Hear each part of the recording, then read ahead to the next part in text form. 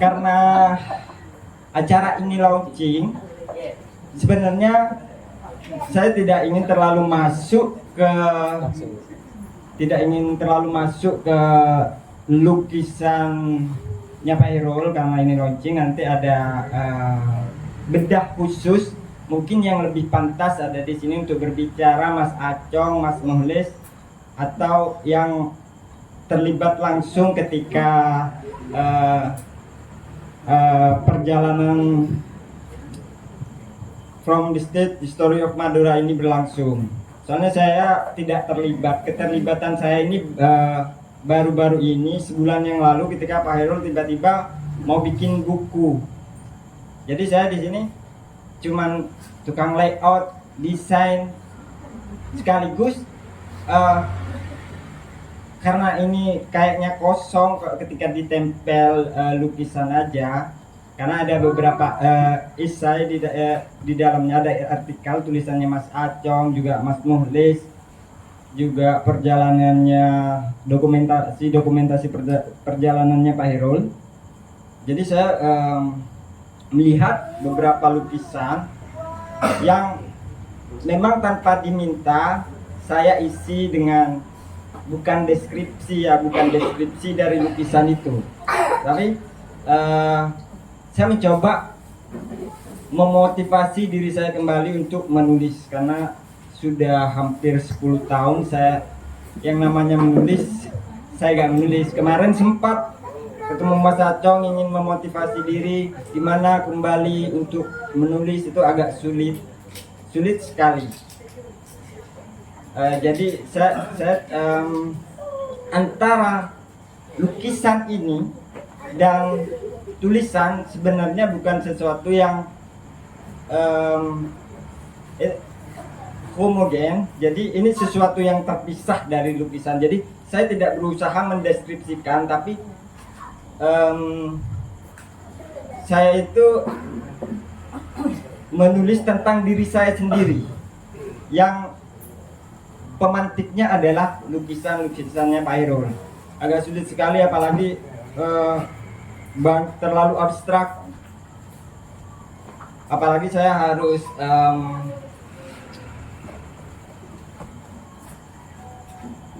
harus mencari beberapa data. Itu yang agak kesulitan bagi saya. Misalkan tentang Syarifah Ambami, ketika saya menulis, saya kayaknya perlu untuk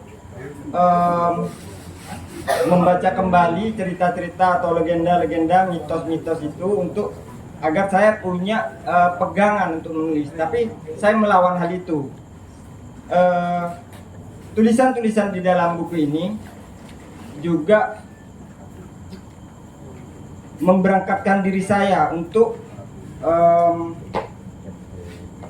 kembali menulis, tapi dengan cara yang berbeda. Kalau teman-teman pernah menganggap saya dulu Joko tuh tulisannya agraris banget gitu, tapi dalam buku ini banyak laut, simbol-simbol laut, dan sepertinya membosankan karena ini ditulis dalam jangka waktu 1 minggu, dan itu saya tulis ketika sedang melayout. Ada 2 pekerjaan yang saya lakukan ketika menulis puisi-puisi ini. Terus untuk From the State History of Madura, sebenarnya dilihat dari bentuk saya sangat setuju dengan Mas Ir. Mana Pak Hairulnya ini, gayanya, bentuknya itu. Cuman ada sisi lain, karena ini tematik sebuah pergerakan, mungkin saya akan memaklumi ini dengan tidak melupakan apa yang telah dibentuk oleh Pak Hairul sebelumnya. Jadi Pak Hairul mengakui tadi bahwasanya dia melukis tidak mencari data atau membaca, ya, hanya mendengar lalu ia ekspresikan. Mungkin ada pendapat lain akan lebih tajam kalau membaca lagi, menafsir ulang sejarah-sejarahnya. Mungkin itu pendapat yang lain, tapi saya juga memaklumi apa yang saya lakukan juga seperti itu. Saya tidak membaca kembali, untuk mempertajam. Saya hanya mengungkapkan apa yang saya rasakan. Jadi dalam buku ini saya itu romance banget. Jadi saya menulis tentang cinta setelah 5 tahun. Ini ada banyak yang perlu direvisi dari segi layout dan penempatan, karena kemarin aja juga tidak sempat, banyak lukisan-lukisan yang terpotong, yang nggak idealis, yang nggak ideal dengan ukuran-ukuran yang sebenarnya. Untuk layout di sini memang agak berbeda ketika saya melihat lukisan asli dan melihat lukisan di foto. Ya entah itu tonnya berkurang ketika di komputer, apalagi setelah dicetak, itu berbeda semuanya. Saya lebih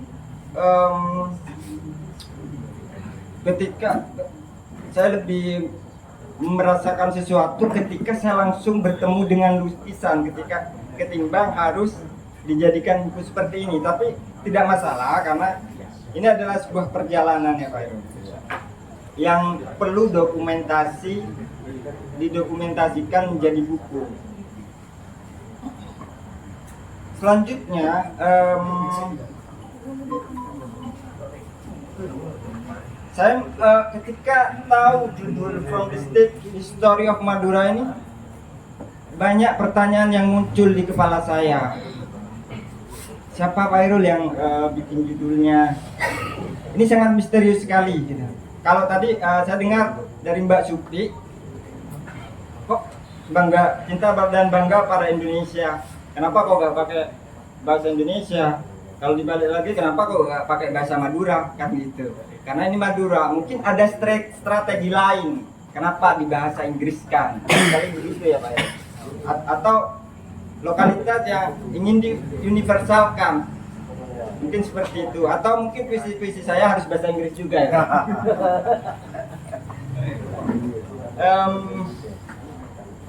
From the Stage History of Madura. Ya, ada pertanyaan di kepala saya ini, fokusnya kemana sih sebenarnya? Apakah, karena saya melihat secara grammar, kalau Pak Heron mengatakan ini adalah dari sejarah panggung Madura, saya rasa mungkin bisa diganti dengan kata lain, karena maknanya akan berbeda ketika dia tahu. Kalau Pak Muhri punya pendapat lain, apakah ini sejarah panggung atau panggung sejarah? Itu pertanyaan saya. Mungkin nanti perlu dijawab sama Pak Muhri. Secara grammar bahasa Inggris, kenapa kok tidak from the historical stage of Madura? Gitu. Itu ya, karena saya tetap memaklumi, ini tetap misterius bagi saya, yang mungkin ada makna-makna lain yang muncul. Ketika saya tadi datang nanya Pak Heron, sebenarnya from the stage of historical Madura itu bicara apa, mau kemana gitu. Ternyata itu bukan lukisan-lukisannya, tapi perjalanannya. Oh, ini tentang perjalanannya dari panggung ke panggung, begitu maksudnya Pak Heron. Jadi makna awal yang saya dapatkan itu berubah ketika Pak Heron menyatakan bahwa dari panggung ke panggung itu dari Bangkalan ke Kuanyar ke Kamal. Nah itu, entah itu judul perjalanannya atau ini jadi judul tematik untuk lukisannya. Bahkan saya sempat ingin masuk ke panggung teater itu sendiri. Bahwasannya peristiwa-peristiwa sejarah yang ada di sini juga, apakah ini yang dimaksud dengan peristiwa yang teatrikal? Saya melihat bentuk-bentuk di sini, bentuk-bentuk yang berusaha Pak Heron bangun. Kalau Mas Acong menemukan banyak mata, saya menemukan banyak perempuan. Bukan hanya di sini saja, ketika masuk ke rumahnya, selain bentuk-bentuk seperti ini, Pak Heron itu perempuan banget. Jadi perempuan telanjang. Tadi saya lihat, wah, Pak Heron ini ada karya yang berbeda dari anak cucu. Kenapa saya di cover ini saya kasih yang ini gambarnya, itu karena ini yang hampir mendekati anak cucu. Ada Monce gitu. Ini yang mungkin masih ada ya Pak Irul, anak-anak cucunya. Kalau yang lain mungkin banyak terjebak karena merasa terbebani mungkin ya Pak Irul secara tematik tuh di sini, apalagi di sini ada, saya lihat Bancaran berusaha menulis, Pak Irul berusaha ingin menggambarkan pertempurannya Dempo Awang sama Joko Tole. Saya lihat Dempo Awangnya mirip Luffy di One Piece.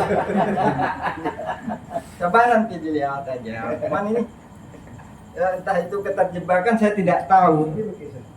Yang mirip Luffy One Piece. Ya, ya, mirip banyak bentuk-bentuk yang ini di air mata juga dengan peragaan tubuh yang seperti ini, tubuh yang sedang berdoa, sama dengan yang Syarifah Ambani. Air mata di sini Syarifah Ambani. Banyak bentuk-bentuk yang memperagakan tubuh. Cuman Pak Irul di sini menurut saya mungkin karena banyak perempuan, Pak Irul selalu gagal untuk melukis seorang laki-laki. Ya Pak Irul, selalu aja perempuan dunia ini Pak Irul. Yang tertarik laki-laki. Terus ini lagi saya yang menarik di ulasannya Mas Acong di Radar Madura. Cakraningrat keempat sebagai raja yang paling ditakuti di Jawa, kok disimbolkan dengan gajah kan itu. Nah ini yang menjadi dialog antara saya dan lukisan itu. Ketika saya mau buat puisi, saya berusaha menjadi gajah bukan raja singa, simbol umum. Saya berusaha jadi itu. Ada lagi tentang Joko Tole. Kenapa saya bilang antara puisi dan lukisan ini terpisah? Antara puisi saya hanya mengambil beberapa simbol-simbolnya. Seperti ketika Pak Irul di lukisan menuju Majapahit. Jadi orang yang mungkin tidak tahu siapa yang menuju Majapahit, mungkin tidak akan sampai siapa sih yang gitu Pak Irul. Menurut sampai siapa? Madura. Yang menuju Majapahit. Saya inginkan Madura seperti Majapahit. Amin. Saat itu, iya. Jadi setelah saya mendengar Pak Irul tadi tentang menuju Majapahit, ini berbeda dengan apa yang saya pikirkan. Saya kira itu adalah perjalanan Joko Tole yang menuju Majapahit itu membangun gerbang. Tidak ke sana. Itu yang akhirnya ada pembatas antara saya data lukisannya Pak Irul dan kisah saya itu. Jadi sempat saya mengira ini adalah Joko Tole, cuma tetap saya ambil beberapa simbol-simbol yang dimunculkan di ini. Juga di lukisan Pragalba yang sempat dikecam oleh Mas Sadat, kok ada stupanya Pak dulu itu, apakah ini di sini di Madura ada candi? Sebenarnya tentang hal itu kita abu-abu, mengatakan tidak bisa dibuktikan, mengatakan iya juga tidak gitu. Sebenarnya ini kan ingin memunculkan simbol peralihan. Itu yang mungkin, tapi tidak masalah Mas Sadat mengatakan hal yang seperti itu. Saya suka perbedaan pendapat, apalagi ketika Mas Acong mengkritik saya kemarin. Saya senang sekali. Saya belum pernah oleh teman-teman kecuali sama Sadat sampai Helmi yang betul-betul dikritik. Karena dari situ pikiran saya terbuka. Terus apa lagi ya? Mungkin hanya itu saja dari saya. Bisa dilanjut Pak Mohri atau Mas Acong untuk menanggapi tadi from the stage of history of Madura. Ini agak rumit sepertinya. Bukan persoalan bahasa Inggrisnya saja. Memaknai perjalanan Pak Irul itu kemana saya harus memaknai gitu. Mungkin sekian dari saya, Pak Ani. Hilang.